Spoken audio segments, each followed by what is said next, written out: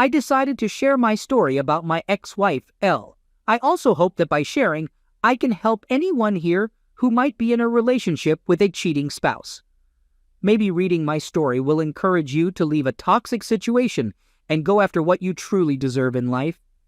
I grew up on a 26-acre horse farm out in rural Ohio.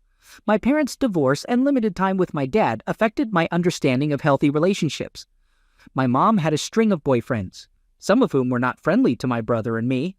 Elle and I first met when we were in our mid-teens, of all places, at a church lock-in that neither of us really wanted to be at. But we hit it off right away. She was one of those quirky girls from the mid-2000s, into writing weird poetry and saying random stuff like spork. She had curly hair and was pretty attractive. She came up to me and challenged me to an air hockey game, and you can guess how that turned out. We were exclusive for 7 years, going through high school and college together. She had unpredictable moments, isolating me from friends and seeking constant validation. I tolerated her behavior because she was my first serious girlfriend. We bought a house, got engaged, and had good years, but she struggled with career decisions and quit multiple graduate programs. I supported her financially and emotionally. We also got married when we were 23, but I learned that it's not always the best idea without fully understanding what a healthy relationship entails. I want to emphasize that I believe this was the ideal life. I would wake up early, give Elle a kiss, and head to work where I occasionally faced criticism for not being able to read my boss's mind. I would work on drafting and job takeoffs or go to different job sites and exhaust myself doing various tasks since it was a small business and we all had multiple responsibilities. Then I would come home, let the dog out, and listen to Elle talk about her day. If I ever complained about my day, she would say I wasn't being manly enough and that it added to her stress. It became a repetitive cycle. I genuinely believed this was completely normal and maybe even better than average. However, things started to go downhill without me realizing it when Elle landed a new job at a local energy company doing mapping. She was finally earning more than minimum wage, and within a few months, her boss took notice of her. I don't think it took more than 4 months before she suddenly landed a job as a process assistant in a big city nearby, which meant she had to commute 2 hours each way. In January 2013, we decided to move to Cleveland to be closer to her workplace. I found a new and much better job. We found a really nice place at a lower price than market value, and everything seemed to be going well again. Sure, she had to work late quite often, but I brushed it off as part of corporate life. She even got a raise for her excellent work. Elle started making new friends at work and was slowly coming out of her shell. Elle also started going out a lot with her work friends, and it didn't take long for her to start coming home very late and completely drunk, which caused a lot of fights between us. Our relationship took a turn for the worse, and we settled into a new routine where we barely talked, and when we did, it was about the most unexciting topics. In December 2014, we visited her parents in Texas, and it was an amazing trip. It reignited our emotions and made me realize how dysfunctional our relationship had become. When we got back, I had a heartfelt conversation with Elle, expressing my desire to invest in each other the way we did during the trip. It was a light bulb moment for me, realizing we had the power to change our relationship. I invited her to join me on that journey. She let out a piercing scream, panic in her eyes, and ran off to the basement. Confused, I followed her, but she accused me of trapping her. She tearfully said she didn't deserve love without any explanation. We decided to give each other space to calm down. The next day, when I tried to discuss it, she denied everything and warned me not to bring it up again or she would leave. After that incident, I became incredibly suspicious that something was going on. Meanwhile, I focused on improving myself first to become a better and more interesting partner. I started setting up a home gym, working out, and got into backpacking and woodworking, things I had always been interested in but never made time for. Elle had complained that I had no hobbies and wasn't interesting enough for her, so I took her words to heart and believed that these changes would be more effective than discussing our issues. Surprisingly, this turned out to be one of the few positive outcomes from the relationship. I'm still in good physical shape, looking better than ever before, and I've acquired valuable skills in woodworking and carpentry that have proven useful in various aspects of life. D-Day happened in April of 2015. She stumbled home unbelievably drunk after a night out with her friends. I still can't figure out how she managed to make it back. While I held her hair, she vomited multiple times and eventually passed out on the floor next to the toilet. She was so intoxicated that she breathed in these strange gasps, and I genuinely thought she might stop breathing at one point. I briefly considered calling an ambulance, but decided to wait and see what happened. Her phone was lying beside her on the floor, and it kept receiving text messages. I ignored them for a while, assuming they were just people checking if she got home safely. Eventually, I thought it wouldn't hurt to unlock it using her thumbprint and respond on her behalf. To my surprise, all the texts were from her boss, and the last one said something like, "You only left because you're mad I made you stop. We can't continue doing it in the office anymore. Frank might catch us." The guy was 30 years older than her, had recently separated from his wife, and was literally living in his mom's basement. In that moment, everything became clear to me, and I felt like the biggest fool for not putting the pieces together over the past 2-3 years. I still feel stupid about it. We were young, but that's no excuse for being so naive and emotionally detached from our marriage. I had always assumed we had grown apart, but the thought of cheating on her never crossed my mind. I just assumed she felt the same way. I start going through all her texts with him and realize that this has been happening for a while. It's unclear when it crossed the line from a close working relationship to an emotional affair, and I'm not sure when the physical stuff started either.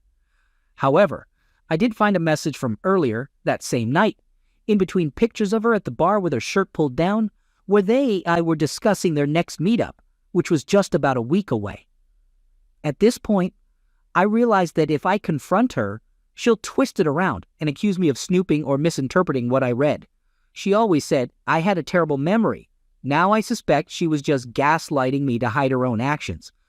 Instead of directly addressing it, I decide to buy a voice recorder and spend a few days finding a hidden spot in her car to place it. I want to test how long it can record and also figure out the exact location they're planning to meet. The day before their meeting, she tells me she needs to go to a nearby town for work and that she'll be late coming home. I reassure her that it's okay and to take her time. Inside, I'm a bundle of nerves, but somehow manage to keep it together and prevent her from getting suspicious. The hours go by, and around 6 p.m., I leave and drive to a spot near the bar where they're supposed to meet. And bam, there they are, both in her car getting all touchy-feely and making out. I couldn't bear to watch, so I just drove away, went back home, took some shots, and cried. She comes home later that night, and I don't say anything about what I saw. I just make us dinner. She's all cheery and talks about how well her meeting went, thanking me for being understanding. After she goes to bed, I go out and retrieve the voice recorder. I listen to the recording and hear her begging to go back to their office to do the deed. Among other things, I'm at a loss for how to react. She was never like this at home, and she sounded almost unhinged in her desire to be with him. I listen to it all, then go into the bedroom and wake her up. I tell her we need to talk. I ask her if she's cheating, but she denies it. I bring up the name of the bar she was at, and she claims she doesn't even know what it is. I tell her I was there earlier that day and saw some interesting things. Immediately, she starts questioning if I followed her and if there's a tracker in her car. She insists that I have to tell her and says she's on the verge of a panic attack, accusing me of tracking her. It's insane. I tell her that I read her texts from a few weeks ago and went to the bar where she was supposed to meet her boss. And in response, she opens her phone to show me that those texts no longer exist, as if that would erase what I witnessed. It's crazy to even think about it now. Finally, she admits that she has been seeing S. They've been together a few times, and she tells me that if I make her stop seeing him, she won't love me anymore. Somehow, this manipulation works on me. I had no self-confidence, didn't believe in divorce, and thought being with someone to share expenses was better than being alone. And for a few months, that's how it went. She would have meetups with him, and I would try to talk her out of it. There were crazy moments when S had other girlfriends, and L would get jealous. One time she came home crying, and I hugged her while she told me she thought S was breaking up with her for someone else. Deep down, I felt nothing but a sense of ironic humor, like an eye-rolling feeling. Still don't know why I stuck around after that. And of course, they continued seeing each other. Around that time, she also began having one-night stands with random guys. I discovered a few of them over the years and suspect there were more. Eventually, I pushed myself into developing a panic disorder and decided that enough was enough. I handed her the voice recorder and demanded that she end things with S while recording the conversation, or else I would leave. She cried, but eventually agreed. The next day, she did as I asked. When S found out that I knew, he immediately panicked, and I got to witness the texts coming in on L's new Apple Watch, which she didn't realize doesn't delete messages that are removed from the phone. Things calmed down a bit, and we attended one session of marriage counseling. I agreed not to mention her infidelity during that session as a condition for L to agree to go. However, the counselor spent the entire session telling me that I was suffocating L by wanting to check her phone and know her whereabouts, which I only started doing after the cheating. We never went back to counseling. That period was from 2015 to 2016. After that, we stayed together. But about twice a year, I would discover new instances of infidelity. Once she got drunk and performed BJ on a guy she worked with in the bathroom. Another time, while on a work trip out of state, she began texting a guy and started the strangest emotional affair I have ever heard of. A significant portion of his texts revolved around how his grandma had to wipe his A until he was in his mid-teens, and he enjoyed it. I reached my breaking point when I received a sudden message from N, the wife of one of her coworkers. She had caught her husband and L exchanging texts and snaps. N sent me screenshots of their conversations and said she wanted me to know. Those screenshots made it clear to me that L wasn't simply prone to straying or making repeated mistakes. I know it sounds foolish, but when you're in the relationship and make excuses for one thing, it becomes easier to make excuses for the next. I had reached the point of excusing everything. We would have our familiar fight over it. She would end the affair, and the cycle would start again in a few months. In the screenshots from N, L was saying things like, "I should have slept with you the first time I saw you," and making plans to meet up. When I confronted L with the texts, her initial reaction was annoyance that the guy didn't hide it better from his wife. It blew my mind, and when I spoke with N, it was evident that she was devastated. They had 2 kids, and her husband's actions were likely going to destroy their family. Yet, here was my supposedly loving wife, getting mad at him for not being smart enough to hide the affair properly, and claiming that she knew he couldn't handle this kind of relationship. Later on, N sent me some texts revealing that L had told the guy there's an unwritten code of conduct for cheaters, and he had failed to follow the rules. That was the moment when I finally snapped out of it. It was like I had been in a daze for 6 years of affairs, and even before that, 10 years of overall mistreatment and confusion. I moved into the finished half of the basement, slept on an air mattress next to my gym equipment, and began preparing dissolution papers. I thought that if the dissolution didn't work out, I could always hire a lawyer and file for divorce. I did my best to ghost L while still living in the same home, becoming completely unresponsive and emotionally detached. L started showering me with affection in her own peculiar way. One time, when I came home from work, she had bought a lamp for the basement and placed it next to my air mattress. It was probably the nicest thing she had ever done for me. Haha, to really drive everything home. A few days later, she was working from home in the afternoon and didn't realize I had entered the kitchen to grab a drink. I could hear her on speakerphone, sitting on the couch talking to S, her boss, and the guy this whole mess started with. I overheard him asking if she was alone, and she replied with a yes. I thought to myself, seriously? Right now, as I'm getting ready to dissolve our relationship in the same house, she's going to entertain this guy. I tiptoed closer and eavesdropped on their conversation. He started talking about how he had never had closeness in an automated car wash and how he thought it would be exciting. What the heck? I mean, where does she find these guys? Without hesitation, I walked in, positioned myself behind her on the couch, and yelled out, "Hey S, nice to hear from you." L jumped in surprise and nearly fell off the couch, while S immediately hung up. I couldn't help but laugh as I went to grab my shoes. L shouted, "That was rude." I laughed again and put on my coat. She asked where I was going, and I simply replied, "Out." I must have said it in a way that finally made her understand. We are finished. We have been for a while. And now I'm just wrapping things up. She rushes over and blocks the door. I tell her to move, and she gets this strange little smile on her face. I can still picture it. It's as if she still thinks this is all a game, that if she blocks the door, I'll be forced to stay and we'll remain married. She believes her plan to physically block the door has no chance of failing, and now I'm just stuck. I grabbed her by the shoulders, lifted her a few feet off the ground, and moved her to the side of the door, gently placing her back on her feet. I told her that if she tries to keep me here, I will lose control, because I no longer have the patience to deal with her, and all the anger I've suppressed. My whole life is still right there, ready to explode. I had never resorted to violence against her, and I still haven't, but that was the closest I came. I hopped in my car and drove to one of my favorite local bars, where I hung out with friends I had made over the past few years. I sent Elle a text letting her know that I was aware of her upcoming work trip the following week, and when she returned, she wouldn't be welcome back in the house. Luckily for me, she never came back. She moved in with a guy she had been seeing down there, and they both ended up living in his brother's dining room since the guy was unemployed and staying with his brother. Once again, what a catch. Her cheating life was a regular gem mine. After that, I only saw her a few times. She signed the paperwork I sent her without making any significant changes. To make things easier, I used the leverage that her company would fire both her and her boss if I exposed their relationship. This helped me secure the house, my car, and just under half of the unexpected $20,000 plus credit card debt she had accumulated. Thankfully, none of my retirement accounts were touched, which was a relief.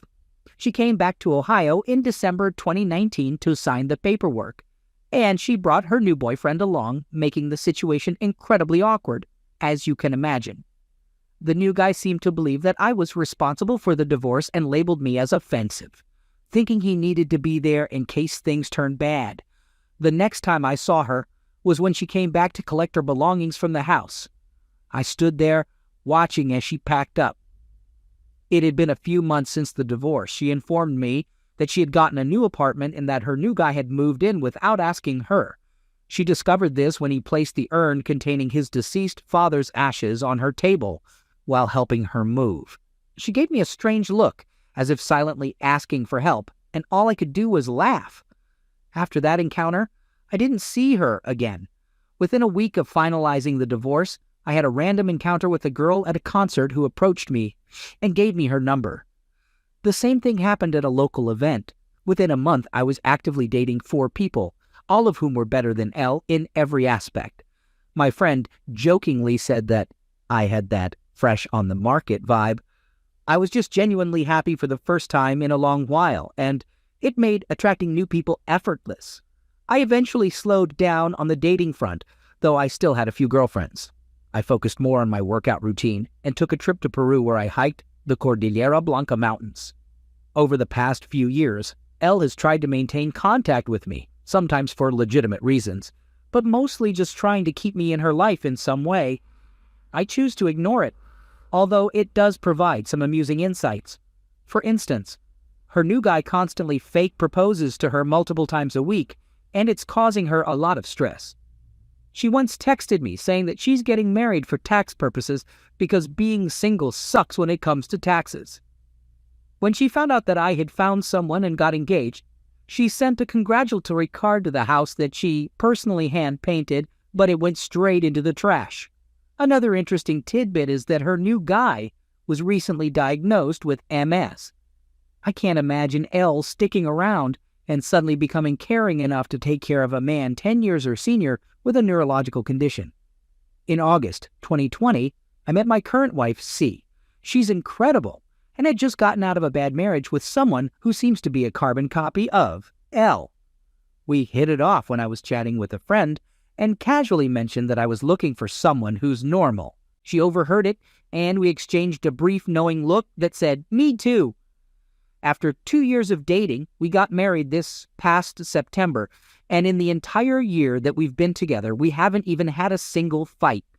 We take care of each other, communicate every day, and it's always a beautiful experience. It's hard to put into words, but she's truly the one for me. I'm doing so much better now. When I look back on all of that, on literally half of my life, I can't help but wonder why I stayed for so long and endured so much. It's especially baffling when I realize how easy it was to find someone so perfect afterwards. If any of you have made it this far and are currently in a bad relationship wondering what to do, I understand. I think most of us do. You tolerate things that you never thought you would.